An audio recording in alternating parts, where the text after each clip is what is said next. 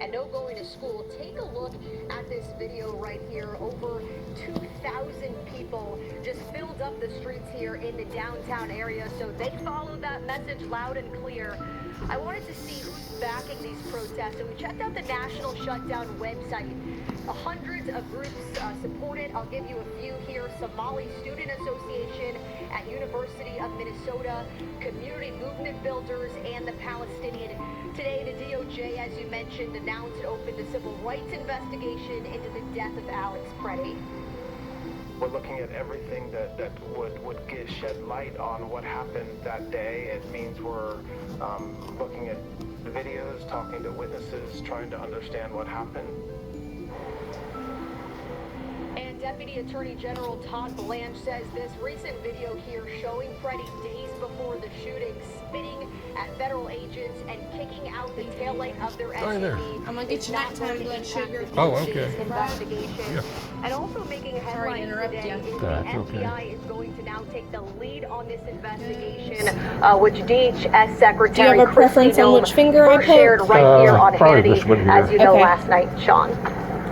All right, Brooks, stay warm. Thank you for that report. And following the fatal officer-involved shooting of Alex Preddy last Saturday, President Trump sent the border czar, Tom Homan, to Minneapolis to help oversee the administration's operation in the city.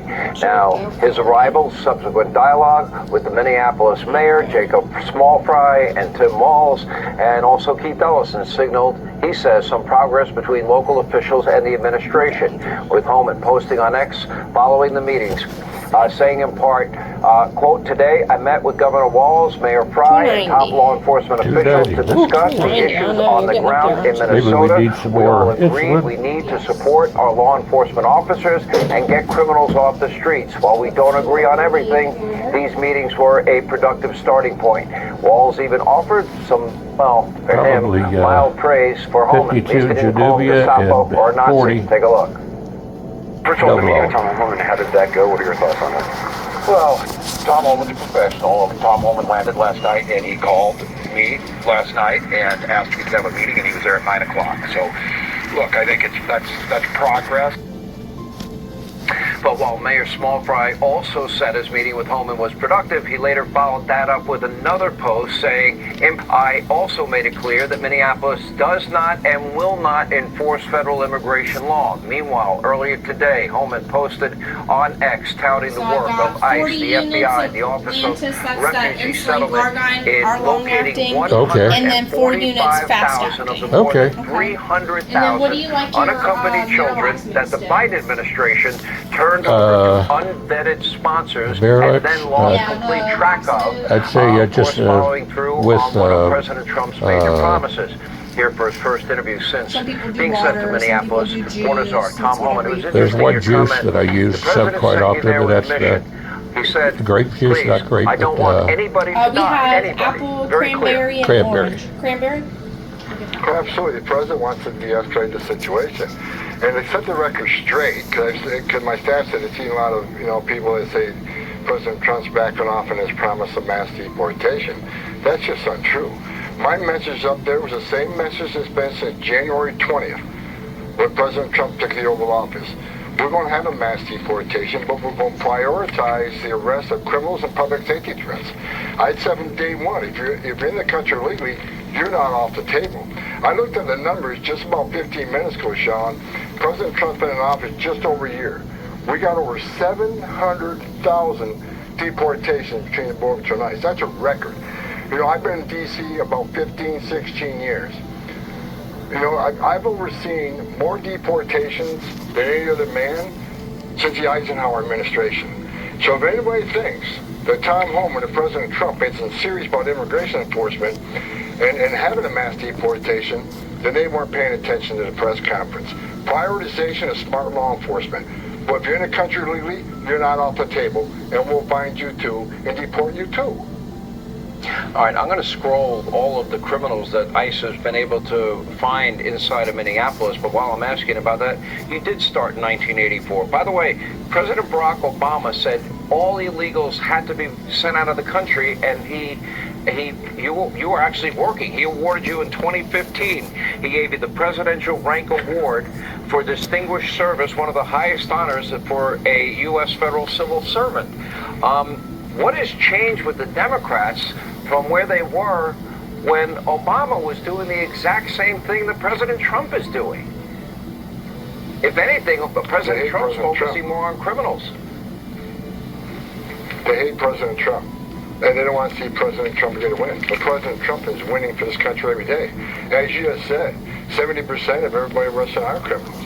But, you know, and the numbers show it. Sean, we have the most secure border in the history of this country because of the work of President Trump and the men and women of the Border Patrol. But you know what also gives us the most secure border in this country? What ICE is doing right now. We've sent a message to the whole world. It's not okay to enter this country illegally.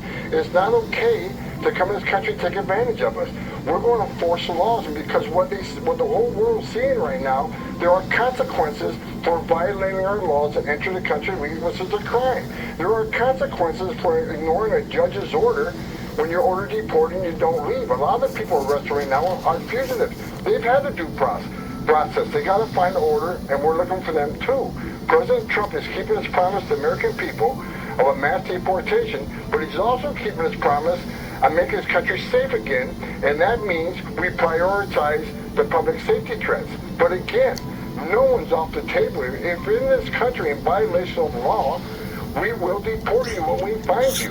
It's that plain and simple. And for people that want to misinterpret what President Trump sending to Minneapolis means, then you're not paying attention.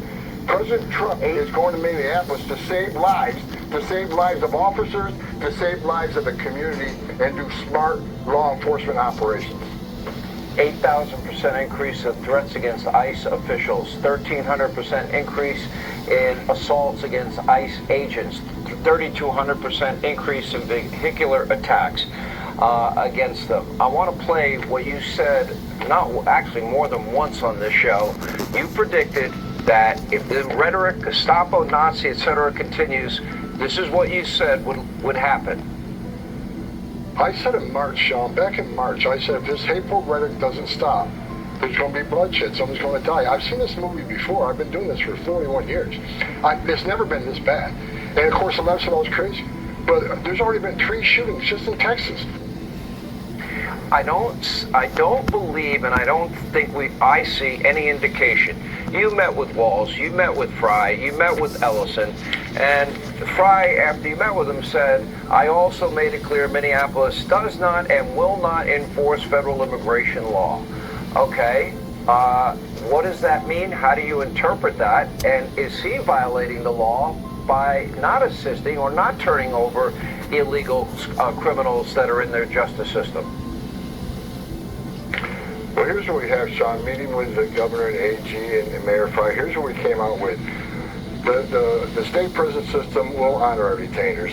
So we will continue to take those people in the custody of a safety in the safety and security of a facility and not have to go on the street and look for them. The AG said that sheriffs can honor our retainers, and I'm meeting with sheriffs across the state to give us prior notification. Excuse me, he didn't say they would honor our retainers, said they can notify people. What now? Do you want melatonin? And so give us time to What's get that there mean? and It take them helps to you custody and sleep. safety and security I just noticed you facility, took it and we're last working night. on that. Yeah. And the whole purpose of me going up there was Yeah. for this reason. It sounds The more good. agents we have in the jails, Got arresting people in the melatonin, safety and security of a Cinnamon jail, Hot, it's safer for the muscle officer, it's relaxer, safer for the alien, it's safer and for that the community. Cinctura, So the one medicine that's agent supposed to can help arrest with a those, bad guy in a jail rather than spasms sending a of whole pain. team to the community, and with all the hate and the rhetoric intact, then we got to send another team for security.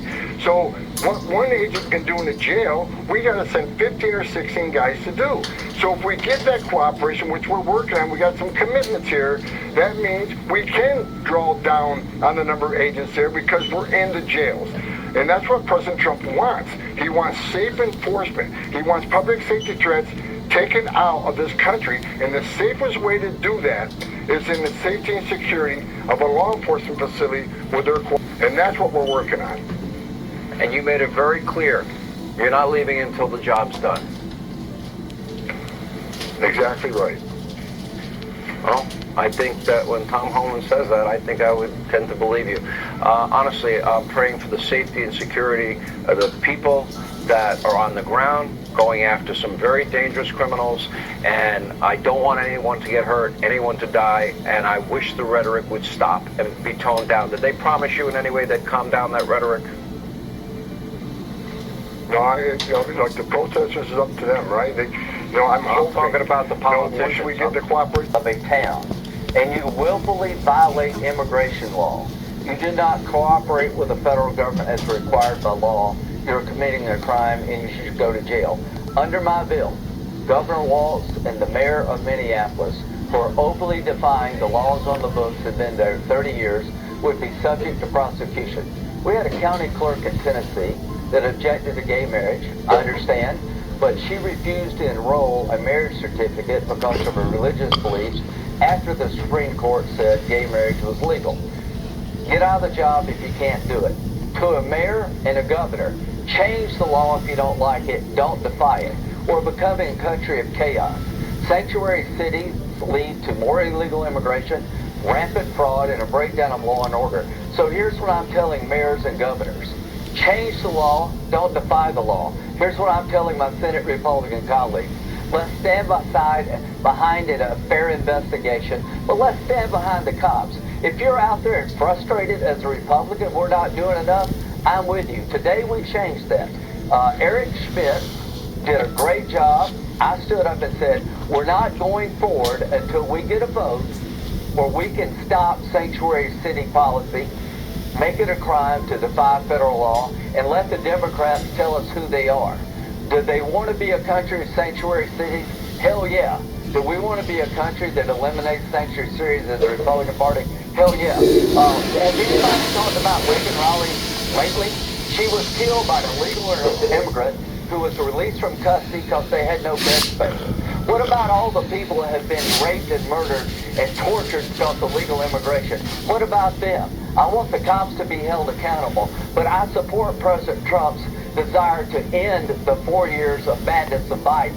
What are we doing as Republicans? We're trying to avoid going back to the Biden policies. What are Democrats doing? They're supporting sanctuary city policy. They're going to support sanctuary city governors and mayors who are defying the law because of the politics. I want to vote on the floor of the United States Senate. If you're for sanctuary cities and you want to continue that policy, let the public know where you're at. If you're like me, and I think most Republicans, we want to stop it. I want to be the party that is eliminating fraud, not talking about it. I want to get with John Kennedy and come up with a package to eliminate all the fraud around this crap. I want a clear defining moment in American history.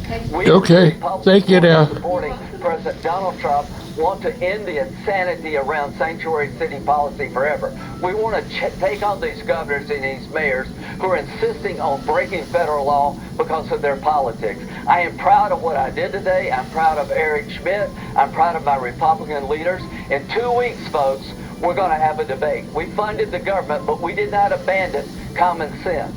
As long as I'm around and my Republican colleagues, we're going to challenge the radical left. These people disgust me about what they're saying to our men and women of ICE. If they made mistakes, we'll hold them accountable. They're calling them Nazis. If you're frustrated, so am I. We're going to go back and take over this issue. 80-20. The public is with us. Republicans, don't be afraid to stand up for common sense. Don't let the liberal Democrats coach you into being ashamed of trying to change the country and reverse Biden policy. We're right. The public will be with us, but they got to see us fighting. We got to give them a chance to see the difference between us and liberal Democrats. In 2 weeks, we're going to have that chance, and I can't wait till John Kennedy gets on the floor and sticks it to them about the insanity of sanctuary cities. I can't wait till he comes up here tonight. Yeah. Senator, Strong letter to follow. I think you're pretty happy and jacked up that you won that battle today. I'm ready for the fight. Appreciate your time. God bless. All right. And speaking of which, up next tonight, right here on Hannity. I don't think that the comparisons with Nazi Germany are extreme, because that's what happened too. That's why ordinary German citizens began to accept the idea that certain members of their community would be singled out Radical left simply refusing to tone down their vile rhetoric, and that includes Democratic Congressman Seth Moulton, who says it is appropriate to compare ICE agents to Nazis. He will join us next for a Hannity Shootout. We'll give him a chance to explain why he believes that. That's Straight Up. Don't want to miss it as we continue.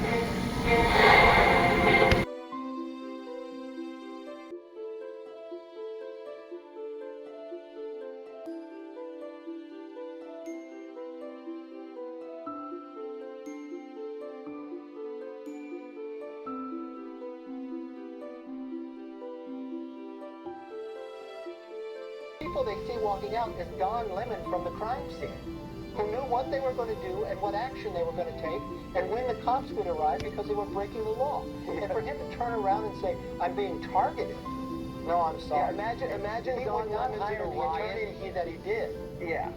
McCarthy, imagine he's at a riot and he's filming this crew decide what they're going to hit and what stores to loot. And then he's like, I'm going to turn off my camera because the audience doesn't need to see this. But we'll see you inside Best Buy. We're pulling TVs out by the dozen. No, it's easy. It's so stupid. But you know what? This is where we are. We wish Don Lemon the best of luck. I'm sure Chris Cuomo wishes him luck too. I'm sure they'll probably have a conversation. All right, K-Mac. Trump has a plan for the move. An inside look at Kamala's blacklist. That's straight ahead. We gotta get creative. I ran the stairs in my office. Preparations are complete. All the fear, all the anxiety. Am I tough enough? Am I good enough? I looked at the Summit Code and I said, I got this. Everest, Journey to the Top of the World. Streaming now on Fox Nation. A search warrant at the Fulton County Election Office, where they seized hundreds of boxes of documents related to the 2020 presidential election. Fox News correspondent David Spunt has the details. David. Hi, Jesse. For the first time, we are hearing directly from the FBI director about the FBI search of the Fulton County election warehouse earlier this week. Kash Patel spoke with our colleague, Kayleigh McEnany, in an interview airing tomorrow morning at 10 Eastern. We went in there, we followed the rules of the search warrant, the FBI and the DOJ went in and collected numerous pieces of evidence that the judge authorized us to collect, and what we're going to do next is go through the voluminous amounts of information collected and continue our investigation. You may remember on Wednesday, agents took 700 boxes from this suburban Atlanta election warehouse. We know this investigation is related to the 2020 presidential election, though no mass fraud was ever proven in court. Interesting to note that Director of National Intelligence Tulsi Gabbard was on site. Lots of questions about why the head of the intelligence agencies would be on scene for an FBI search. Deputy Attorney General Todd Blanche defended her appearance today. I think her presence shouldn't be there shouldn't be questioned, of course, and that's a big part of her job. And so the fact that she was present in Atlanta that day, is something that shouldn't surprise anybody. President Trump yesterday gave kudos to Gabbard. He's working very hard on trying to keep the election safe, and she's done a very good job. And they, as you know, they got into the votes. You got a signed judge's order in Georgia, and you're going to see some interesting things happening. When pressed earlier today at an unrelated news conference, Blanche declined to talk about the investigation in Atlanta as it's an active probe. Jesse? 47 showed up to the Melania premiere with a +1, and he was very, very proud of his date. Do you believe you'd be the man you are today if you hadn't met your wife? That's an interesting question. I better be very careful with it. That's a very dangerous. He's asking me a very dangerous question. I think she's really been a great help. She's done a great job. Very respected, very smart, very measured. Sometimes when I'm not so measured. Nice to see couples going on dates in D.C. again now that it's safe. But things are about to get really loud in the nation's capital. Trump just ordered up an IndyCar race on the streets of D.C. America's 250 Grand Prix. The White House says it's the first race in the capital since 1801. when Thomas Jefferson had a horse race to celebrate July 4th. The Indy cars have a lot more horsepower, 190 miles an hour down Pennsylvania Avenue. This is free for the American people to come to your nation's capital and see a great road race.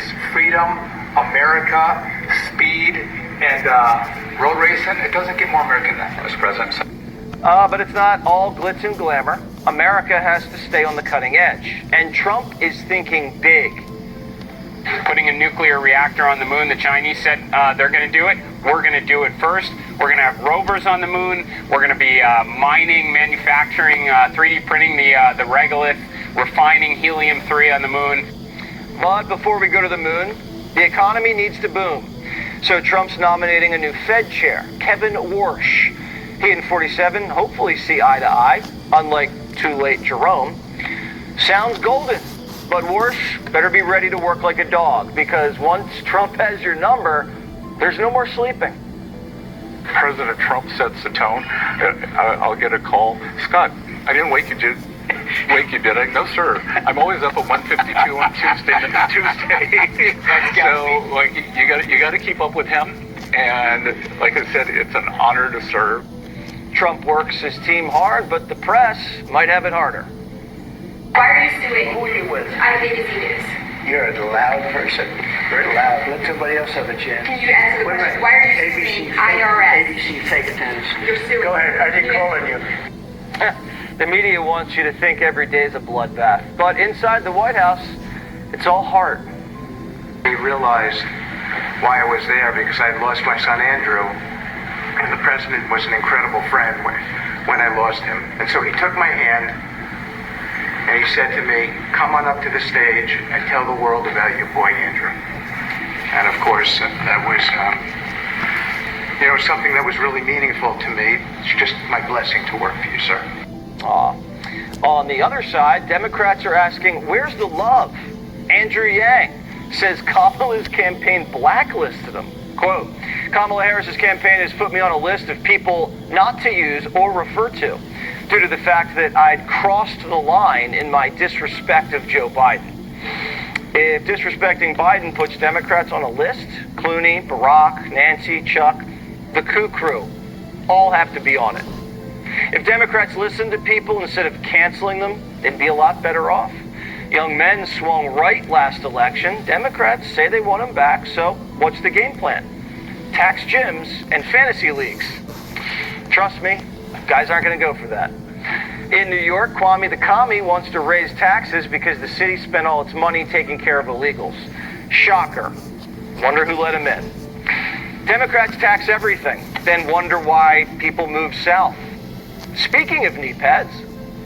He's a Californian. I think he's probably never lived outside of California. Right. To go on the international stage is a big deal. And he had to go to Davos to see all the CEOs he chased out of California. But Gavin's not focused on the Golden State. He's focused on 47. He wants his job. But how can he get a promotion when he can't even do the job he has? Screwing around. He tried to light democracy on fire when he lost the election. Tried to light it on fire. Fire? Bad analogy, knee pads. Fox News contributor Joe Concha. All right, so it's kind of shaping up the contours of the midterms. Looks like Trump's dialed in on the economy. The Democrats, I really don't know what they're doing. What do you think's going on, Joe? Well, I look at the polls, Jesse, and I see the Democratic Party polling at 19% approval. I mean, ear hair is more popular than the Democratic Party at this point, Jesse. That ain't good. And leading the way as their nominee in 2028, perhaps, is Gavin Newsom, the guy you just talked about. This is the same guy who, is presiding over the highest income taxes in the country, highest unemployment rate in the country, highest poverty rate in the country. The guy who you can count on one hand in terms of how many homes have been rebuilt in the Palisades since those fires a year ago. And I think in the end, what the American people value most is authenticity, even if they disagree with the person who is talking. And Newsom's $18 billion train that was never built is more real than Gavin Newsom right now, who's learning that hair gel and veneered teeth can only get you so far, especially in states like Pennsylvania, Wisconsin, Michigan, North Carolina, Georgia. those working class people that decide voters are going to look at this guy from California the same way they looked at Kamala Harris, an elitist, the French laundry guy, the guy who sent his kids to private school during COVID while he shut down public schools.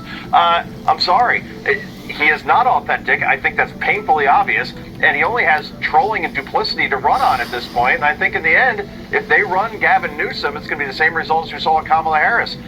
J.D. Vance wins every swing state, the popular votes, and Democrats are in the woods once again because they picked another California person who can't relate to people, real people, in the parts of the country they need to win. It's such a good point about getting outside of California. Any liberal with good hair can win the office in California, but you got to campaign in South Carolina, and New Hampshire, and Iowa, real people at real diners, and he's never ever really proved himself outside of the Golden State. Do you think Democrats are getting a little ahead of themselves by anointing him? Is there some secret Democrat that has a lot of talent that I don't know about that's going to sweep off the sidelines? Tell me, Joe.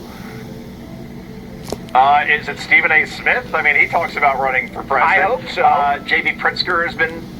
Yeah, that would be interesting, right? I kind of like Stephen. But in the end, J.B. Pritzker, Ralph Crampton over in Illinois, he's being touted by James Carville today, for example, as somebody who could win. But in the end, he also has an authenticity problem. And he doesn't have that it factor. Like Bill Clinton, Barack Obama, they were electric on the speech. I think, again, Don Lemon, I think, will be probably the nominee before J.B. Pritzker is because they're not going to, quite frankly, that's actually not a bad idea. I mean, Don Lemon now is in play. If he beats the rap, he's a martyr. He's got celebrity status.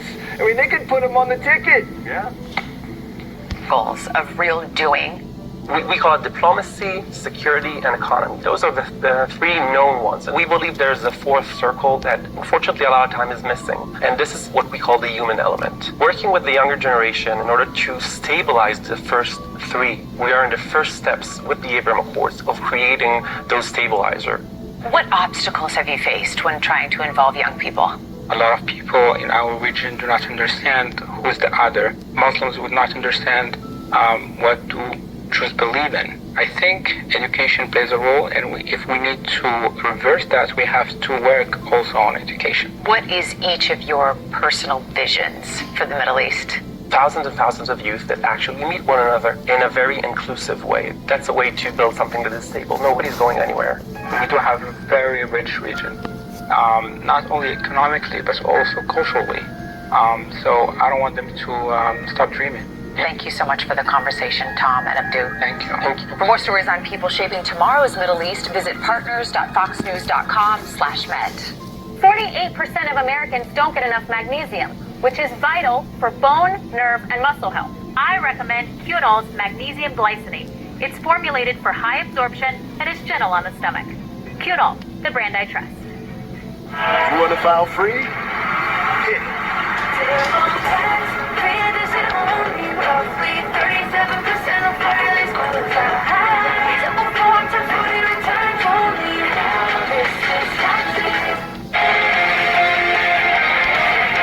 The Oscars came early this year, and the award for Best Director goes to...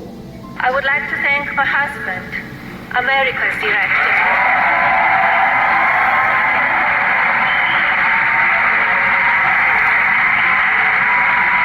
Donald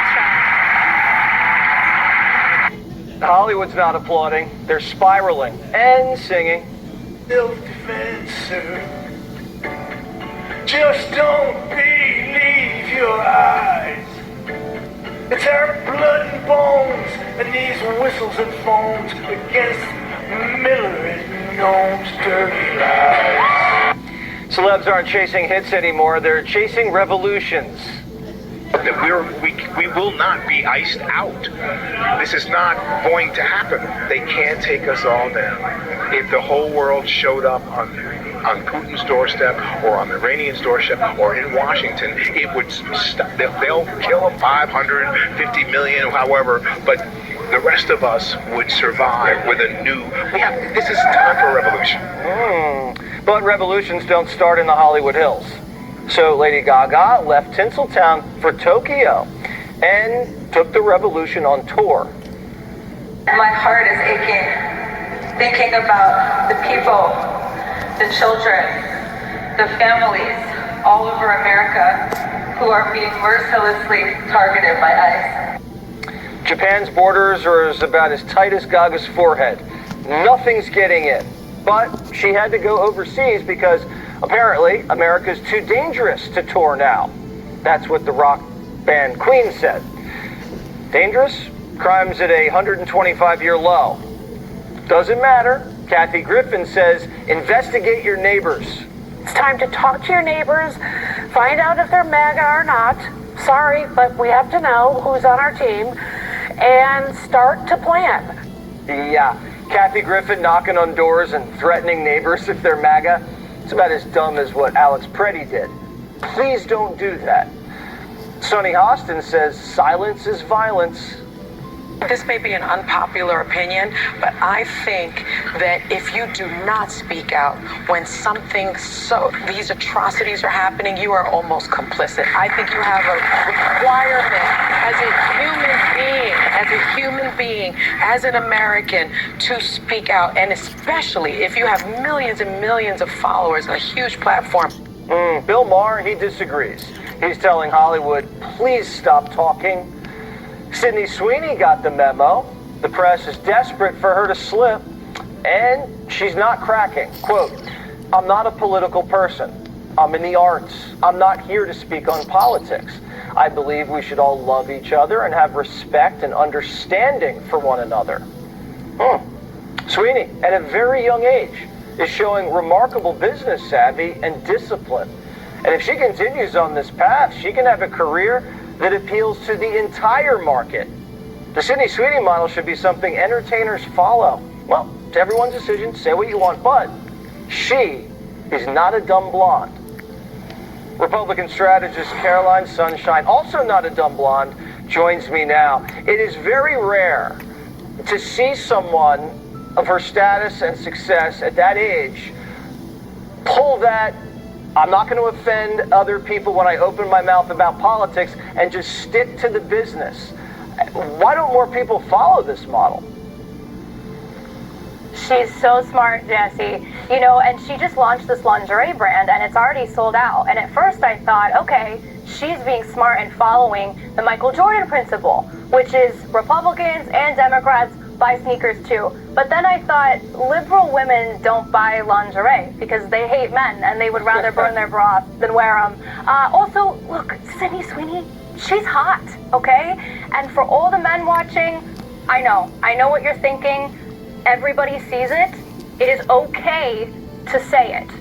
Sydney Sweeney has huge potential to make millions of dollars off of this very smart strategy to not alienate half the country either way by being vocal about her political beliefs. Isn't it funny, though, how the media keeps on trying to get her to say what she thinks about politics?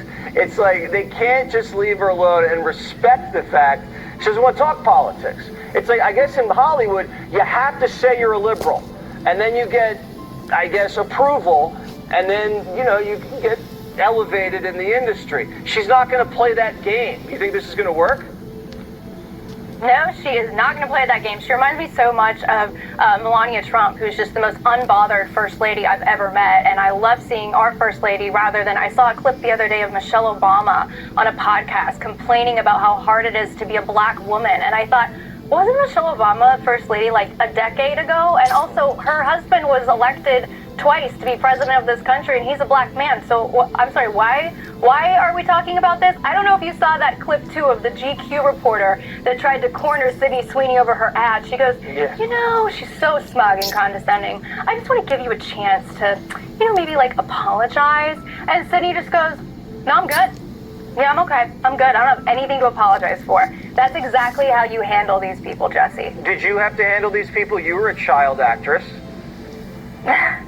So I used to work on the Disney Channel, and then when I went to work for President Trump, first as an intern and then as a staffer in his White House, I was suddenly canceled. Nobody had any problem with me before, and all of a sudden you step up to work for President Trump and cancel culture kicks in. And, you know, I'm not going to sit here and complain about people saying mean things about me on the internet. Like, my ancestors fought in World War II with the Battle of the Bulge, so I'm a little bit tougher than that. but it's the double standard in Hollywood. I see all these actors and actresses right now thinking that they're now policy experts on immigration, speaking out about ICE. Where's the cancel culture that's coming for them? And by the way, Jesse, I don't want to hear anything about ICE from people who live in gated communities, from people who have bodyguards, from people who protected predators like Harvey Weinstein, and people whose jobs are never going to be taken from illegal immigrants. Right. Give me a break. I mean, I think you can talk whatever you want about politics when you're worth $300 and $400 million like Bruce Springsteen, or $1 billion, but until you get there, I'd keep my mouth shut. Maybe that's just me. Seems to work. Thank you so much. Great to see you on your debut on Jesse Waters Primetime. Thanks for having me, Jesse. Sink or Swim is next.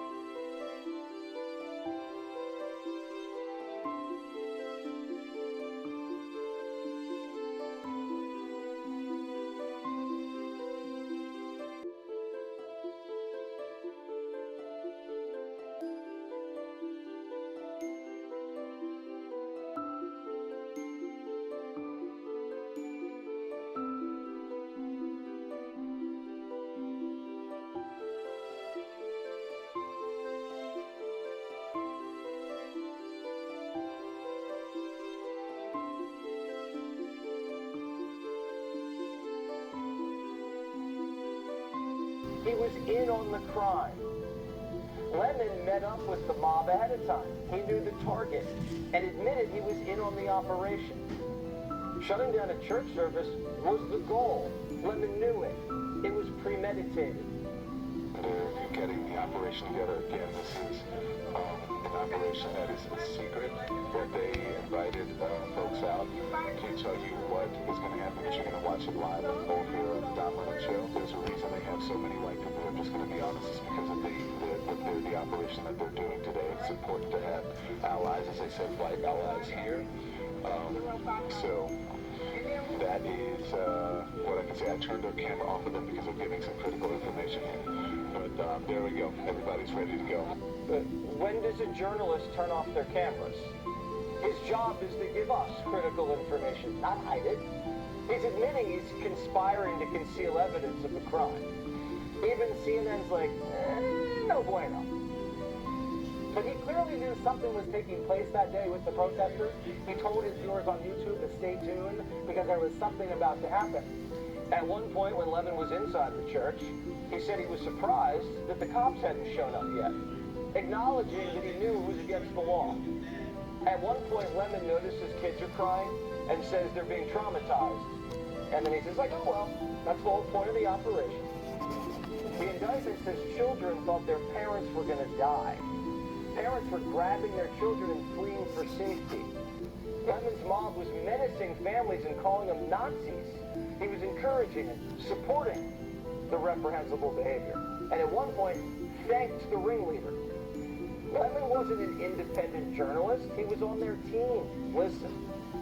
White supremacist! What's that going to be? The white supremacist agenda! Why do you say that? No, dude, I'm Let's see where you are. Come on, man. This is Don Lemon. All right. Well, sorry about that. I'm so sorry. He's very much on our team. Lemon was even handing out refreshments to the crowd. He wants some coffee. I'm looking. Don Lemon is on the front lines right now. Follow Don Lemon. He ain't on CNN no more, so he's right here in the front line. Come get some coffee. Don Lemon got some coffee for y'all. And donuts. And donuts. You ain't talking about police. Trump called Don Lemon the dumbest man on television, but now he's the dumbest man not on television. I've spent my entire career covering the news. I will not stop now. In fact, there is no more important time than right now, this very moment, for a free and independent media that shines a light on the truth and holds those in power accountable. Again, I will not stop now. I will not stop ever. I will not be silent. I look forward to my day in court. If Don Lemon was covering the news, he would have stayed outside the church and interviewed the congregation leaving. Imagine if Matt Lauer and his buddies are driving around East Hampton and decided to light a cop car on fire just as a protest.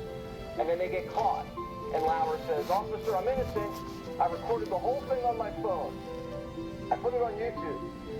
No! Lemon even went on a show afterwards and called everybody in the congregation a white supremacist. That's not going to sit well with the jury in Minnesota. And the counties they're pulling the jury from in Minnesota, a lot of these counties are Trump country. Lemon posted the whole crime on his channel and made money off of it. And he's going to need a lot more of that now, because his lawyer doesn't come cheap. He hired Abbe Lowell, Hunter's attorney, who rang up millions in legal fees repping the First Son. Good thing Lemon was making $6 million a year at CNN, because this case is going to cost him. His attorney says, quote, "This unprecedented attack on the First Amendment and transparent attempt to distract attention from the many crises facing this administration will not stand. Don will fight these charges vigorously and thoroughly in court." The unprecedented attack on the First Amendment is Don and his boys canceling Sunday Mass. Biden arrested plenty of journalists who were filming on January 6th, and they didn't even go inside of the Capitol. They stayed outside and were still convicted. Imagine if Nick Shirley and a crew bum rushed a synagogue or a mosque, started making kids cry, yelling they were all going to hell, and then claimed he was just a journalist. Prosecutors would drop the hammer. But Jane Fonda says the wrong Don's in handcuffs. Okay. So I know Don Lemon. My husband created CNN, and I will fight for their right to speak, which is guaranteed in our Constitution. They arrested the wrong Don. The freedom to worship is nearly absolute in America. If you can burst into houses of worship and start threatening people, America's over. It's toast. You might as well live in the jungle. And journalists don't have a right to shut down church services. No one has that right. Being a journalist doesn't put you above the law. I know that's what many people in the news think, but I know Don Lemon's probably going to say he was targeted because he was black or he was gay, but being black and being gay doesn't put you above the law either. Don Ronaldo Lemon, yep, Ronaldo's his middle name, is innocent until proven guilty, and he'll have his day in court. But until then, the judge says he's not allowed to leave the country. And unfortunately for Mr. Lemon, he has to cancel his cruise to the south of France. Kevin McCarthy is the former Speaker of the House. I mean, I know we like to joke about this because it's Don Lemon and it's just absolutely insane what he's up to. He's obviously in it for the attention, and now he's got it, plus a lot of legal bills. But imagine you're there with your family in church and a big angry mob storms in and starts calling you a Nazi and won't let you leave. Now think of what that does to the young children. Do they want to go to church the next Sunday? Are they going to be scared anytime they walk into that church? Are they going to be fearful like they're doing something wrong, worshiping their own God? I mean, he was part of a robbery and then wants to think, what did I do wrong? I remember under the Biden and others where they would arrest people who were simply praying pro-lifers outside of an abortion clinic. They didn't storm inside, but they got arrested from the outside. I mean, Don Lemon was in on the planning. He knew what they were going to do. He knew who they would pick to go in. It wasn't covering it from afar like a news person would do. Now look, I know he got the same attorney as Hunter Biden, but I don't think Don Lemon knows how to paint paintings. And I don't think an auto pin will work this time. He's going to have a much harder time. Yeah, now the media is defending Lemon. They're saying he was targeted, of course. This is retribution. I mean, I don't ever think Donald Trump was ever intending to arrest Don Lemon. Don Lemon walked into a church and terrorized it. It's against the law. How is the media defending this? It's clear. There was no targeting. The only target was the people that broke the law inside the church. That's where they saw their face. That's where they knew what you planned. That's why you went across and intimidated. I mean, think about if you're a young family. Your kids are on another side of the church. People are coming in all of a sudden, and they plan so they have certain looks and others so you won't know it's there, and it all takes apart at once. For your children. That is a scary moment. Yeah, I mean, if I get up with a bunch of dudes and we all decide we're going to beat somebody up, and we know who we're going to beat up, I know as a journalist who we're going to beat up, and we all go over there together, we meet up at the place, and then they beat this guy up, and I film it, and I'm there, and I encourage it, and I joke about it, I laugh about it, and then I go home. I'm in on it. I'm in on that action. How is that not clear to the people that cover the news? You know what would be even more proving? That you're in on it while it's happening. You say, I can't believe the cops aren't here yet. What do you think the jury's going to think then? Did you know you were breaking the law? Was it premeditated as you sat outside? I can't show your faces, and why we're bringing a lot of white people in here is because how we have it all planned out. Yeah, like, I'm not going to show you what they're about to do next because it might compromise the operation.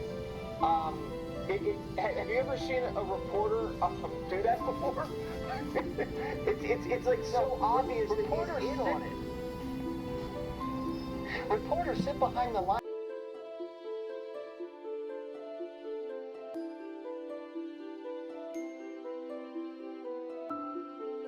The people want law and order, and that's what they're going to get. Crime just dropped to the lowest level since 1900. But some people still think they're above the law. Former CNN host Don Lemon was just hanging out with Busta Rhymes last night in L.A. But this morning, he was arrested at the crack of dawn. Lemon was in L.A. getting ready to cover the Grammys when he was handcuffed in his hotel room, not consensually. He was taken into custody for storming into a Minnesota church. Lemon joined a rowdy mob that busted into Sunday Mass, trapped the congregation in the pews, and started threatening them, screaming at them, intimidating them. They told kids their parents would burn in hell.